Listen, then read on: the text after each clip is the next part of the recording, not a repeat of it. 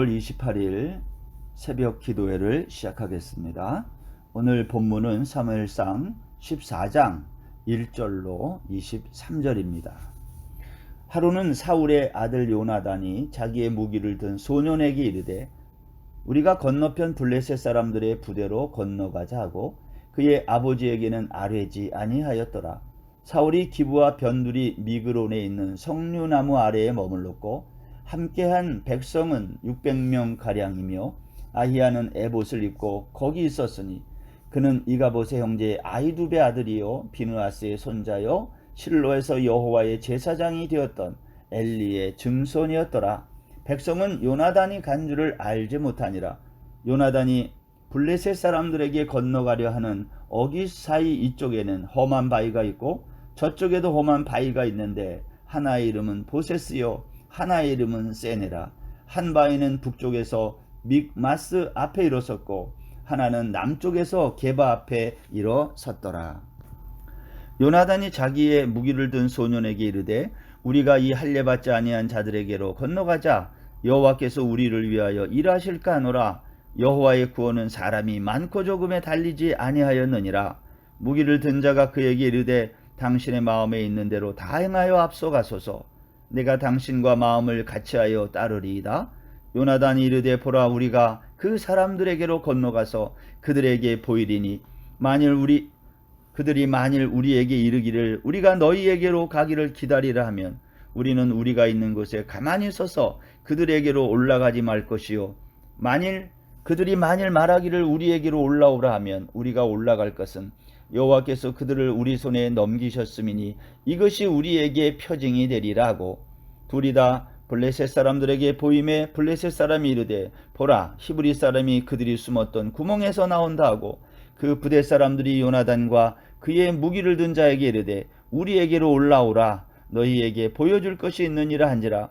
요나단이 자기의 무기를 든 자에게 이르되 나를 따라 올라오라. 여호와께서 그들을 이스라엘의 손에 넘기셨느니라 하고 요나단이 손발로 기어 올라갔고 그 무기를 든 자도 따랐더라. 블레셋 사람들이 요나단 앞에서 엎드러짐에 무기를 든 자가 따라가며 죽였으니 요나단과 그 무기를 든 자가 반나절같이 땅 안에서 처음으로 쳐 죽인 자가 20명가량이라. 들에 있는 진영과 모든 백성들이 공포에 떨었고 부대와 노략군들도 떨었으며 땅도 진동하였으니 이는 큰 떨림이었더라. 베냐민 기브아에 있는 사울의 파수꾼이 바라본즉 허다한 블레셋 사람들이 무너져 이리저리 흩어지더라. 사울이 자기와 함께한 백성에게 이르되 우리에게서 누가 나갔는지 점호하여 보라 하여 점호한즉 요나단과 그의 무기를 든 자가 없어졌더라. 사울이 아히야에게 이르되 하나님의 궤를 이리로 가져오라 하니 그때 하나님의 궤가 이스라엘 자손과 함께 있음이니라. 사울이 제사장에게 말할 때에 블레셋 사람들의 진영의 소동이 점점 더한지라. 사울이 제사장에게 이르되 내 손을 거두라 하고 사울과 그에 함께한 모든 백성이 모여 전장에 가서 본즉 블레셋 사람들이 각각 칼로 자기의 동물을 치므로 크게 혼란하였더라. 전에 블레셋 사람들과 함께하던 히브리 사람이 사방에서 블레셋 사람들과 함께 진영에 들어왔더니 그들이 돌이켜 사울과 요나단과 함께한 이스라엘 사람들과 합하였고 에브라임 산지에 숨었던 이스라엘 모든 사람도 블레셋 사람들이 도망함을 듣고 싸우러 나와서 그들을 추격하였더라. 여호와께서 그날에 이스라엘을 구원하심으로 전쟁이 베다웬을 지나니라. 아멘. 우리가 사무엘상 9장부터 11장까지 이 내용을 정리하면 신정국가에서 왕정국가로 넘어가는 이스라엘이 사울을 왕으로 세우는 과정에 대해서 말하고 있고요. 12장은요. 이스라엘의 왕은 특별한 존재가 아니면 일반 백성들과 같이 하나님의 언약에 순종해야 되고 만일 불순종하면 왕과 백성 모두가 멸망한다. 그것을 가르치고 있어요. 그리고 13장부터 이제 15장 우리가 지금 오늘 이렇게 살펴보고 있는 이 내용은 왕이 된 사울이 왜 몰락했는지 그 이유를 보여주고 있습니다. 특별히 오늘 본문에는 사울 왕의 몰락의 원인이 불신앙이었다. 그것을 말하고 있습니다. 사울의 아들 요나단의 이 믿음을 이제 등장시켜서 사울 왕의 불신함과 요나단의 믿음을 대조하고 있는 거예요. 사울은 왕위에 오르자마자 블레셋과 대치하고 있으면서 왕으로서의 위상을 보여줄 필요가 있었지만 오히려 블레셋의 막강한 세력 앞에 두려워 떨었다 그랬어요. 사실 암몬의 나하스를 그렇게 성령의 감동이 돼가지고 완전히 물리쳤던 그때의 사울과는 너무 비교되는 모습 아닙니까? 왜 암몬은 그렇게 이겼던 사울이 블레셋의 침략 앞에서는 그런 모습을 보여주지 못하고 있을까? 성경은 사울 왕을 믿음 없는 불신앙의 사람으로 그리고 있어요. 성경은 의도적으로 사울 왕의 이 믿음 없는 두려워 떠는 모습과 그의 아들 요나단의 이 담대한 믿음을 대조시키고 있는 거예요. 그래서 오늘 우리가 좀 주목해서 봐야 될 것은 요나단의 믿음은 어떤 것일까? 먼저 요나단의 믿음은요, 불가능한 상황에서 발휘된 믿음이에요. 이스라엘은 전력으로 볼 때에 블레셋에게 절대적으로 열세였어요. 600명 정도의 군사를 이끌고 있었던 사울, 암몬과의 전쟁에서 33만 명을 모았던 그러한 장면은 연출되지 못하고 있습니다. 또한 오늘 3절 말씀에 보면 에봇을 입은 아히야 제사장의 모습, 여러분 그 사람이 엘리의 증손이며 비느하스의 손자라는 소개, 이것을 소개하고 있는 이유가 뭘까요? 전쟁이 일어났지만 제사장이 하나님의 뜻을 알아내지 못하는 무력한 모습을 보여주고 있다는 거죠. 언약궤는 하나님의 임재의 상징임에도 전혀 하나님이 함께하지 않는, 마치 사울과 함께하지 않는 하나님을 보여주는 거예요. 아예 없으면 기대하지 않습니다. 근데 있는데도 아무 쓸모가 없을 때 그게 더 힘든 거 아닙니까? 우리 주변에 보면 신앙생활을 하는 사람이 있고 종교생활을 하는 사람이 있어요. 이 둘의 차이가 뭘까요? 하나님의 임재가 있느냐 없느냐, 다른 말로 삶의 간증이 있느냐 없느냐입니다. 오늘 본문에 보면 요나단은 전투의 지형이 매우 불리했음에도 용감하게 나갑니다. 여기 4절에 보면 블레셋 진영으로 가려는 통로 양쪽에 험한 바위가 있다. 보세스 세네라는 바위 이름이 있는 것으로 보아 험하기로 유명했던 지역으로 보입니다. 그러나 요나단은 이와 같은 불가능한 상황에서도 용감하게 결단을 내려요. 이것은 요나단의 만용이 아니라 믿음 있는 행동이라는 겁니다. 여기 6절에 보면 그랬죠. 이 할례 받지 않은 자들에게로 건너가자. 여호와의 구원은 사람의 많고 적음에 달리지 아니했다. 요나단이 얼마나 신앙적인 행동을 하고 있는지를 보여주는 거죠.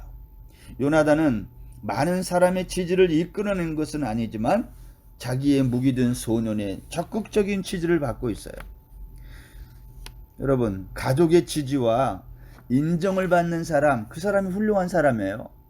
동네 사람에게 다 좋은 사람이라고 인정받는데 가족들이 손가락질하면 그 사람은 좋은 사람 아닙니다. 요나단을 따라 나선다는 것, 죽음을 각오하지 아니하면 안 되는 거예요. 그런데 요나단의 무기 든 소년이 당신의 마음에 있는 대로 다 행하여 앞서가소서 내가 당신과 마음을 같이하여 따르겠다. 이것은 평소에 요나단이 어떤 믿음 있는 행동을 보였는지를 보여주는 거예요. 믿음의 사람은 자신의 행위가 믿음으로 하는가 아닌가에 대하여 확인하는 사람이에요. 요나단은 자신의 행위가 믿음 있는 행위인지 아닌지를, 하나님이 기뻐하는 행위인지 아닌지를 늘 확인했다는 겁니다. 9절 이하에 보면요, 만일 우리가 적진에게 갔을 때 그들이 우리에게로 올라오라 하면 우리가 올라가고 여호와께서 그들을 우리 손에 넘기셨다는 표정이 된다. 그런데 블레셋 사람들이 말하기를 우리가 너에게로 가기를 기다리라 그러면 하나님이 허락하지 않은 것으로 알겠다 그랬어요. 이것은 마치 미신적인 것처럼 보여요. 요나단의 이러한 결정. 그러나 요나단은 하나님과 친밀한 교제 속에서 이러한 확신을 얻게 되었다는 거예요. 그리고 요나단의 이러한 결정이 옳았음이 전투에서 결과로 드러났어요. 요나단은 올라가기로 결정한 이후에 무기 든 소년과 함께 두 사람이 반나절 같이 땅 안에서 블레셋 사람 20명가량을 쳐 죽였다는 거예요. 요나단의 전쟁은요, 하나님이 간섭하는 전쟁이고요, 함께하는 전쟁이었다라는 겁니다. 블레셋 진영과 모든 사람들이 공포에 떨었고요, 땅이 진동하였고요, 큰 떨림이 일어났다 그랬어요. 오늘날 폭탄이 땅에 떨어지면 떨림이 있겠고, 여러분, 그러나 당시에 무슨 일이 일어났길래 큰 떨림이 일어났는지 알 수 없지만 분명한 사실 한 가지는 요나단과 무기 든 소년 두 사람의 싸움은 블레셋 진영 전체에 위협이 되었다. 이것은 이 전쟁이 하나님이 주도하는 전쟁이었음을 보여주는 거예요. 16절에 보면 기브아에 있었던 사울의 파수꾼이 바라보니 허다한 블레셋 사람들이 무너져 이리저리 흩어졌다. 여러분, 사울의 파수꾼이 이걸 바라본 거예요. 그리고 이 보고를 받은 사울은요, 두려움에 떨다가 자신은 전쟁에 나가지도 않았는데 도대체 누가 싸우고 있는지가 궁금해져서 점호를 하라 그랬어요. 점호했더니 결과가 뭐였습니까? 요나단과 그의 소년이 보이지 않는 거예요. 18절에 보면 사울은 아히야 제사장에게 그때서야 언약궤를 가져오라고 명령합니다. 이 말은 나도 전쟁에 참여하겠다는 거예요. 두려움에 떨던 사울과 이제 아무 쓸모없던 언약궤가 요나단이 시작한 믿음의 전쟁에 동참한 겁니다. 사울은 언약궤를 가져오라고 했다가 취소합니다. 이유는 언약궤 없이도 이기고 있었기 때문에요. 사울이 제사장에게 내 손을 거두라 이렇게 말한 의미가 뭘까요? 하나님은 사울과 함께하지 않고 언약궤와 함께하지도 않았다는 거예요. 대신 오히려 요나단과 함께하고 있었다는 겁니다. 사울은 왕이고요, 하나님의 언약궤도 있었고요, 제사장도 함께하고 있었지만 정작 하나님은 사울을 떠나 전쟁터에 나아간 요나단과 함께했다는 거예요. 요나단이 시작한 믿음의 전쟁의 실상, 이것은 하나님의 직접 전쟁이었어요. 사울이 전쟁터에 가보니까 블레셋 사람들이 각각 칼로 자기들의 동료를 죽이고 있었어요. 수적으로 훨씬 많은 블레셋이 전쟁에서 패한 이유가 뭘까요? 칼과 창이 많다고 싸움에서 승리하는 것이 아니다. 그 칼과 창의 방향이 누구를 향하고 있느냐가 전쟁의 승패를 가름하는 것입니다. 세상의 전쟁은 병력과 화력이 우세하면 이깁니다. 그러나 믿음의 전쟁은 사람의 숫자, 화력으로 하는 것이 아니라 하나님이 주시는 큰 확신으로 하는 거예요. 믿음의 전쟁은 소외되었던 사람들을 끌어들여 하나가 되게 합니다. 요나단과 함께 하시는 하나님으로 말미암아 전쟁이 이스라엘의 승리로 돌아서고 있을 때 전쟁에 동참하는 어떤 사람들을 성경은 소개했어요. 그들이 누구입니까? 블레셋 사람들과 함께하던 히브리 사람들이었어요. 아마도 블레셋 사람들에게 노예로 붙들려갔던 사람, 또한 에브라임 산지에 숨었던 이스라엘 사람, 이들은 당시 이스라엘 사회에서 소외되었던 사람들로 당시 이스라엘 사회가 블레셋과의 전쟁으로 얼마나 살기 힘든 사회였는지를 보여주는 겁니다. 요나단의 믿음이 불신앙으로 두려움에 떠는 사울왕 이스라엘 백성들에게 큰 희망과 용기를 주었어요. 뿐만 아니라 당시 사회의 하층민들에게 새로운 시대에 동참하는 기회를 제공하였습니다. 하나님은 비록 왕이었지만 믿음을 버렸던 사울왕과 함께하지 않고 불가능한 환경에서도 믿음으로 용기 있는 결단을 했던 요나단과 함께 하셨던 것이죠. 하나님은 힘 있는 권력자들과 함께 일하시지 않고요, 그렇다고 힘없는 사람들과 함께 하신 것도 아닙니다. 오직 하나님은 믿음의 사람들과 함께 일하는 것입니다. 지금 당장은 어려워 보이고 불가능해 보여도 하나님을 바라보고 믿음으로 행동하시기를 바랍니다. 하나님이 함께 하심으로 승리하게 될 것입니다. 오늘이 5월달 마지막 토요일입니다. 이제 곧 6월이 시작됩니다. 우리가 새롭게 시작되는 6월달에도 요나단과 같이 믿음으로 승리하는 모든 성도님들 되시기를 바랍니다. 기도하겠습니다. 하나님 아버지, 요나단의 용기와 믿음을 본받는 저희들 다 되게 하여 주옵소서. 전쟁은 하나님이 함께하는 곳에 있습니다. 승리가 있습니다. 우리 모두 하나님이 함께하는 믿음의 전쟁에서 승리하는 믿음의 용사들 다 되게 하여 주옵소서. 오늘 하루도 온전히 주님께 의지하며 예수님의 이름으로 기도드립니다. 아멘. 오늘도 평안한 날 되십시오.